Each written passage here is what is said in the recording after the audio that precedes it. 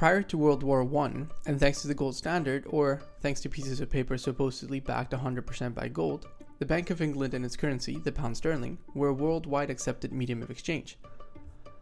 The Bank of England and the network of banks holding its pound sterling as a reserve currency made using the pound the easiest way to settle international economic transactions. This, of course, substituted the cumbersome and costly method of moving physical gold around to settle such transactions. Holding a pound sterling was effectively as good as holding gold, or so we thought. As seen in the previous video, the temptations and pressures applied on an entity holding the power of controlling such pieces of paper backed by gold proves too great for any government, no matter how benevolent they may seem. The reckoning of the Bank of England's omnipotence came at the start of World War I. People began worrying about the effects of war on the English economy and thus began cashing out of all their English investments with an added incentive to want to hold physical gold rather than a piece of paper backed by gold. This, in turn, resulted in the Bank of England running into liquidity issues. Unknowingly to the public, prior to these so-called bank runs, the Bank of England had been issuing more pieces of paper than they had gold. Thus, when the bank runs happened, an announcement by His Majesty's government took place in 1915.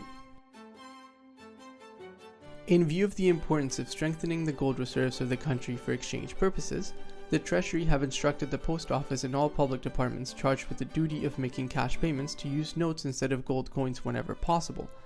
The public generally are earnestly requested, in the national interest, to cooperate with the Treasury in this policy by 1. Paying in gold to the Post Office and to the banks, 2. Asking for payment of checks in notes rather than in gold, and 3. Using notes rather than gold for payments of wages or cash disbursements generally.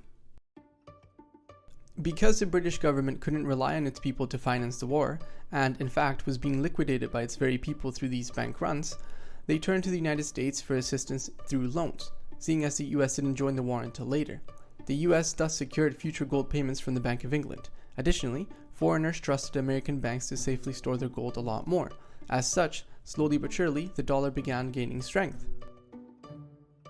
As American banks experienced a major influx of gold, the dollar kept strengthening in relation to the overly printed pound sterling. However, the dollar was not yet competing with the pound to become the main global medium of exchange. To become so, the US had to negotiate with the Bank of England on terms that removed pressures from the pound sterling. That is, the Bank of England necessitated the Federal Reserve in the US to also expand the amount of dollars in circulation so as to devalue the dollar and avoid further outflows of gold from England into the US. In this way, through inflation, the American people effectively paid the Bank of England's bills. What's more, the dollar, the pound sterling, and the gold backing them all together became the main media of exchange around the world. With the dollar network and its infrastructure added onto the pound sterling network, even more people around the world could use the dollar and pound sterling to settle economic transactions via gold. Nevertheless, such inflationary practices from both the US and England inevitably caught up to them and led to the infamous booms and busts we've become so accustomed to nowadays, with one of the greatest ones being the Great Depression, which led to even more inflationary policies to ward off the recession and an even bigger separation between those pieces of paper and the gold backing them. So much so that in the 30s, Franklin D. Roosevelt confiscated gold from Americans and purchased it at $35 per troy ounce, which was a higher price than its previous $20.67 valuation. This higher price created an even greater influx of gold from Europe into the US. And, after World War II, the dollar and the huge reserves of gold backing it led to the signing of the Bretton Woods Agreement, which made every central bank around the world hold dollars rather than gold, with the dollars, in theory, being redeemable in gold at any time. However, yet again, history repeats itself.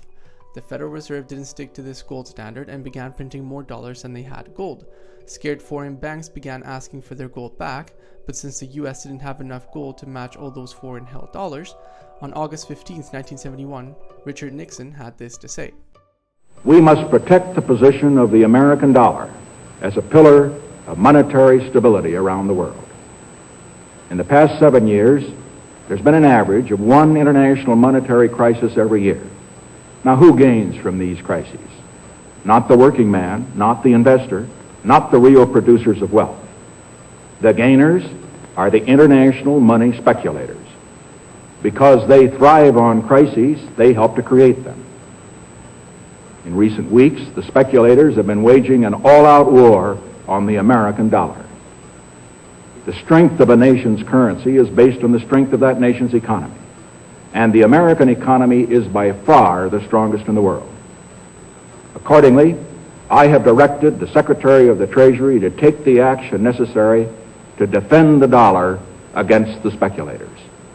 I have directed Secretary Connally to suspend temporarily the convertibility of the dollar into gold or other reserve assets, except in amounts and conditions determined to be in the interest of monetary stability and in the best interest of the United States.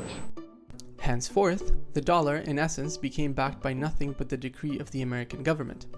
Alas, fiat money was officially born, and we haven't gone back to the gold standard ever since. However, there is no need to do so. Here's how Bitcoin fixes the money problem.